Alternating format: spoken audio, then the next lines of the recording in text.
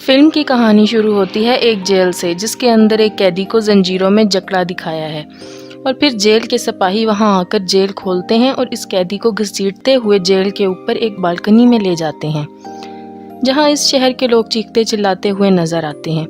لوگ غصے سے اس آدمی کو دیکھ کر قاتل، خونی، درندہ کہتے ہوئے نظر آتے ہیں، اور جیلر ایک گارڈ کو سزا کا اعلان پڑھنے کو کہتا ہے۔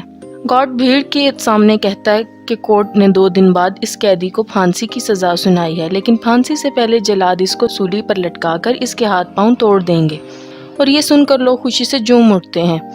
اب آخر یہ قیدی ہے کون، دیکھتے ہیں۔ اب کہانی کچھ سال پیچھے جاتی ہے، جہاں ہم پیرس کے فش مارکیٹ کو دیکھتے ہیں، جو شہر کی سب سے بدبودار جگہ تھی۔ لوگ مچھلی اور گوشت بیچ کر اپنا گزارا کرتے۔ یہاں ہم ایک مچھلی بیچنے والی عورت کو دیکھتے ہیں جس کا بچہ پیدا ہوتا ہے اور وہ مرا ہوا ہوتا ہے، اور اس عورت کے پہلے بھی 4 بچے ایسے پیدا ہو چکے تھے، اور وہ بچے کو پاؤں مار کر اسے سڑی ہوئی مچھلیوں کے ساتھ ندی میں پھینک دیتی ہے، لیکن اس دفعہ اس نے زندہ بچہ پیدا کیا تھا اور وہ اسے بھی پھینک دیتی ہے، یہی سمجھ کر کہ وہ بھی مرا ہوا ہے۔ اب وہاں پڑی بدبودار مچھلیوں کی بو سونگھ کر وہ رو پڑتا ہے، اور وہاں کھڑے لوگ اس بچے کو دیکھ لیتے ہیں اور اس کی ماں کو برا بھلا کہتے ہیں۔ یہ بچہ وہی قیدی تھا جسے سزا کا حکم ہوا تھا۔ اس قیدی کا نام جان تھا۔ اس کے پاس 2 خصوصیت تھیں، ایک یہ کہ اس کی ناک ایسی تھی جو سونگھنے کا کام بہت اچھا سر انجام دیتی تھی، اور دوسرا یہ کہ جب بھی کوئی اسے خود سے دور کرتا، اس شخص کی کسی نہ کسی طرح سے موت ہو جاتی، جیسے کہ اس کی ماں جو اسے پیدا کرتے ہی پھینک دیتی ہے۔ اسے پھانسی کی سزا سنائی جاتی ہے، اور جان کو ایک میڈم گیلاٹ ہوتی ہے، اس کے یتیم خانے میں بھیج دیا جاتا ہے، جو صرف پیسے کے لیے بچوں کو پالتی تھی۔ لیکن یتیم خانے میں کچھ بچوں کو ڈر ہوتا ہے کہ ان کی جگہ نہ چھن جائے۔ وہ جان کو مارتے ہیں، لیکن گیلاٹ درمیان میں آ کر انہیں بچا لیتی ہے اور ان بچوں کو مارتی ہے، اور یتیم خانے میں کچھ مشکل حالات دیکھنے کے بعد جان 5 سال تک بول نہیں پاتا، مگر وہ سونگ کر ہر چیز کا پتہ لگا لیا کرتا ہے۔ اب 13 سال کی عمر میں یتیم خانے میں جگہ نہ ہونے کی وجہ سے گیلاٹ اسے جانوروں کی کھالیں لینے والے آدمی کو بیچ دیتی ہے۔ جیسے ہی جان وہاں سے جاتا ہے، کچھ چور گیلاٹ کو مار کر اس کے سارے پیسے چرا لیتے ہیں۔ اب وہ شخص جس کو جان بیچا گیا ہوتا ہے، وہ جان سے بہت سخت کام لیتا ہے، اور وہ اسے ایک دفعہ شہر بھی لے جاتا ہے، جہاں جان پہلی دفعہ بدبو کے علاوہ بھی کچھ اچھی دنیا اور خوشبو کا مزہ لیتا ہے۔ جان سامان چھوڑنے کے بعد ایک دکان کو دیکھتا ہے جو پرفیوم شاپ ہوتی ہے، اور وہ اس کی طرف کھینچا چلا جاتا ہے۔ وہ ایک دکاندار کو ایک پرفیوم اٹھائے دیکھتا ہے جو بہت ہی فیمس پرفیوم تھا، اور اسی دوران اسے ایک اور خوشبو کا احساس بھی ہوتا ہے جو ایک پھل بیچنے والی لڑکی سے آ رہی تھی۔ وہ اس کی طرف کھینچا چلا جاتا ہے۔ وہ لڑکی اسے بھوکا سمجھ کر کچھ پھل دیتی ہے، اور وہ اس کا ہاتھ پکڑ لیتا ہے، جسے دیکھ کر وہ ڈر جاتی ہے اور بھاگ جاتی ہے۔ اب جان اپنی سونگنے کی ایبیلٹی سے اسے ڈھونڈ لیتا ہے اور اس کے پیچھے جا کر بیٹھ جاتا ہے۔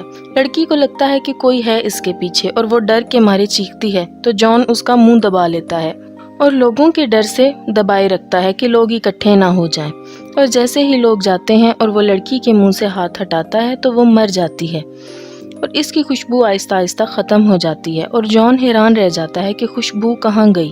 اب ایک اور کریکٹر کی بات کرتے ہیں جو پیرس کا بہت ہی مشہور پرفیومر تھا، اور شہر میں نئے پرفیومرز کے آنے کے بعد اس کا کام کم ہو چکا تھا، اور وہ دوسرے پرفیومرز کی کاپی کیا کرتا تھا۔ اور اسی شام جان بکرے کی کھال کی ڈیلیوری کے سلسلے میں اس کی شاپ میں جاتا ہے، اور وہاں طرح طرح کے پرفیوم دیکھتا ہے۔ وہ بالدینی کے جسم سے آ رہی خوشبو کو سونگھ کر کہتا ہے کہ وہ اس کے لیے ویسا پرفیوم بنا سکتا ہے، اور بالدینی اس کا مذاق اڑاتا ہے، اور جان اسے اپنی ایبیلٹی کی پاور کا بتاتا ہے۔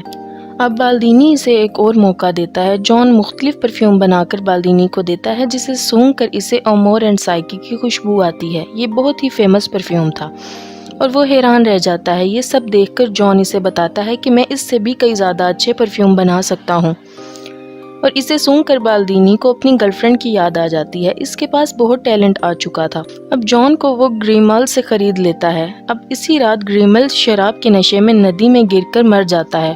جان کی وجہ سے بالدینی اور اس کے پرفیوم پورے پیرس میں مشہور ہو چکے ہوتے ہیں، اور وہ جان کو اپنے پرفیوم بنانے کے طریقے سکھاتا ہے۔ وہ جان کو بتاتا ہے کہ ہر پرفیوم کے 3 سیٹ ہوتے ہیں، ہر سیٹ کے 4 الگ الگ خوشبوئیں ہوتی ہیں، یعنی کہ ٹوٹل 12، اور 12 خوشبوؤں کو انسان آرام سے پہچان سکتا ہے۔ اس سے ہٹ کر اگر 13ویں خوشبو کوئی بنا لے تو دنیا کا کوئی شخص اس پرفیوم کا توڑ نہیں نکال سکتا۔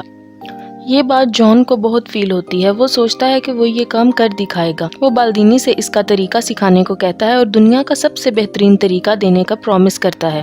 بالدینی 10,000 پھولوں کو اپنے ڈیزائن کی گئی مشین کے مطابق ایک بوتل میں ڈالنے کا طریقہ بتاتا ہے، جسے اس نے پیرس آنے سے پہلے سیکھا تھا۔ ایک دن بالدینی جان کو روتے ہوئے دیکھتا ہے۔ بالدینی کے پوچھنے پر جان کہتا ہے کہ تم جھوٹے ہو، اور وہ بتاتا ہے کہ اس کا طریقہ فلاپ ہے۔ میں کانچ، لوہے جیسی چیز کو بھی بوتل میں قید نہیں کر سکا۔ جان یہ سب دیکھ کر بالدینی کے واقعے کے بعد بے ہوش ہو جاتا ہے۔ اب بالدینی اس کے بیمار ہو جانے سے پریشان ہو جاتا ہے کہ میری شہرت نہ چلی جائے۔ جان بالدینی سے اور کئی نئے طریقوں کے بارے میں پوچھتا ہے۔ بالدینی اسے جانوروں کے جسم کی چربی سے خوشبو نکالنے کا طریقہ بتاتا ہے اور اسے گراس جانے کا حکم دیتا ہے اور بدلے میں اس سے 1000 فارمولاز لیتا ہے۔ بالدینی اسے وہاں سے بیچ دیتا ہے۔ اب جان گراس میں جا کر کام سیکھتا ہے اور جان کے جاتے ہی اس کا گھر ٹوٹ جاتا ہے، جس سے بالدینی کی موت ہو جاتی ہے۔ گراس جاتے ہوئے جان کو پہلی بار آزادی کا احساس ہوتا ہے۔ وہ کسی کا غلام نہیں تھا، اپنے فیصلے خود لے سکتا تھا۔ اب گراس جانے کے 2 راستے ہوتے ہیں، ایک گاؤں سے جاتا ہے اور دوسرا پہاڑوں سے۔ اب وہ پہاڑ سے جانا شروع کر دیتا ہے۔ راستے میں اسے ایک غار ملتا ہے جہاں وہ آرام کے لیے رک جاتا ہے۔ وہ وہاں سکون سے سو جاتا ہے اور کئی دن وہاں گزارتا ہے۔ ایک دن اسے وہی پھل والی لڑکی کا خواب آتا ہے۔ جان گھبرا کر اٹھ جاتا ہے اور اپنے جسم کو سونگھنے لگتا ہے، لیکن اسے کوئی خوشبو کا احساس نہیں ہوتا۔ اب وہ باہر بارش میں جا کر نہاتا ہے، تب اسے احساس ہوتا ہے کہ اس کی اپنی کوئی خوشبو نہیں ہے۔ اگلی صبح ہوتے ہی وہ گراس پر روانہ ہو جاتا ہے اور راستے میں اسے وہی خوشبو آتی ہے جو اسے پھلوں والی لڑکی سے آئی تھی۔ وہ دیکھتا ہے کہ ایک بہت پیاری لڑکی ایک بگی سے اترتی ہوئی نظر آتی ہے، جسے دیکھ کر وہ اس کا پیچھا کرتا ہے اور گراس میں آ جاتا ہے۔ اس لڑکی کا پیچھا کرتے وہ ایک محل میں داخل ہوتا ہے جو وہاں کے امیر شخص ریچس کا ہوتا ہے، اور وہ خوبصورت لڑکی لورا اس کی بیٹی ہوتی ہے جو پورے گراس شہر میں سب سے خوبصورت لڑکی تھی۔ گراس میں جان ایک عورت کے انڈر کام کرتا ہے۔ اس عورت کا شوہر جان پہ پوری نظر رکھتا ہے۔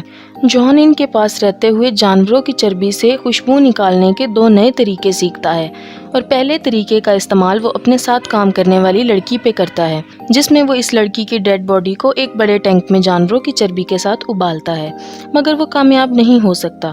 اور دوسرے طریقے کے لیے وہ ایک طوائف کو پکڑتا ہے اور جس میں وہ جانوروں کی چربی کا استعمال ایک کپڑے پر لیپ لگا کر کرتا ہے۔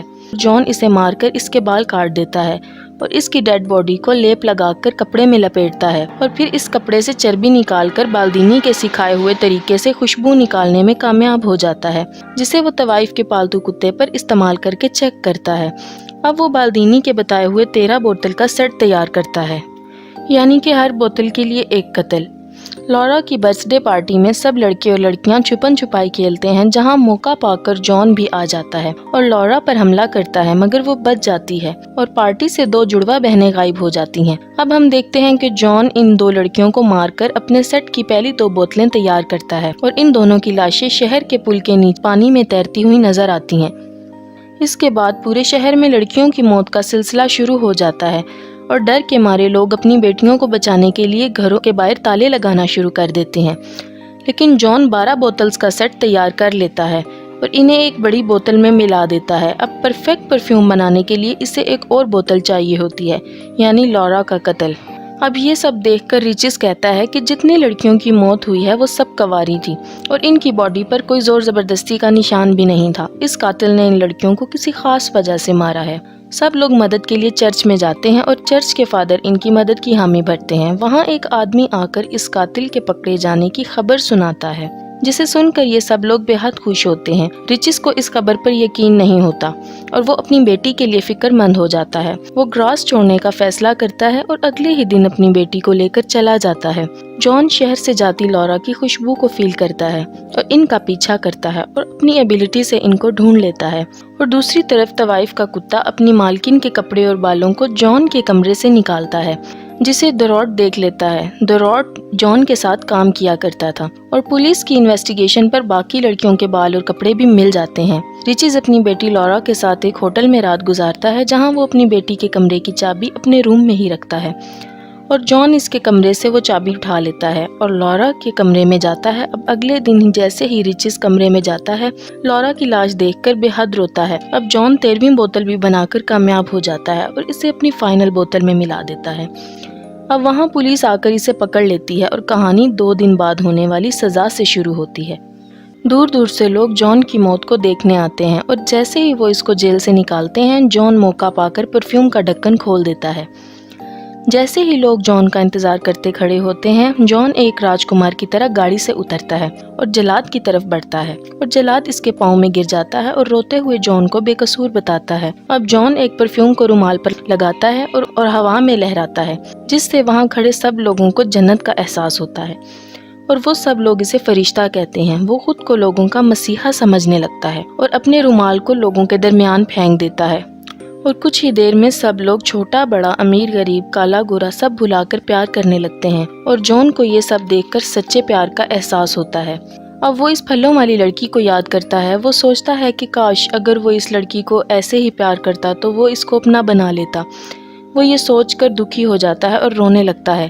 تبھی رچس تلوار لے کر جان کو مارنے کے لیے آتا ہے لیکن اس کی خوشبو کے آگے وہ بھی بے قابو ہو جاتا ہے اور اپنے پیروں پر گر کر اس سے وہ معافی مانگتا ہے۔ جان کو اپنی غلطیوں کا احساس ہوتا ہے اور وہ شہر سے روانہ ہو جاتا ہے۔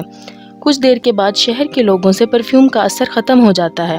اب جان اسی مچھلی بازار میں جاتا ہے جہاں وہ پیدا ہوا تھا اور اپنی جیب سے پرفیوم کی بوتل نکالتا ہے اور اپنے اوپر گرا لیتا ہے جسے دیکھ کر سب لوگ وہاں پر بیٹھے ہوئے اس کے اوپر پرفیوم کی خوشبو کی وجہ سے گر پڑتے ہیں اور اسے نوچ ڈالتے ہیں اور اس طرح جان کا بھی خاتمہ ہو جاتا ہے۔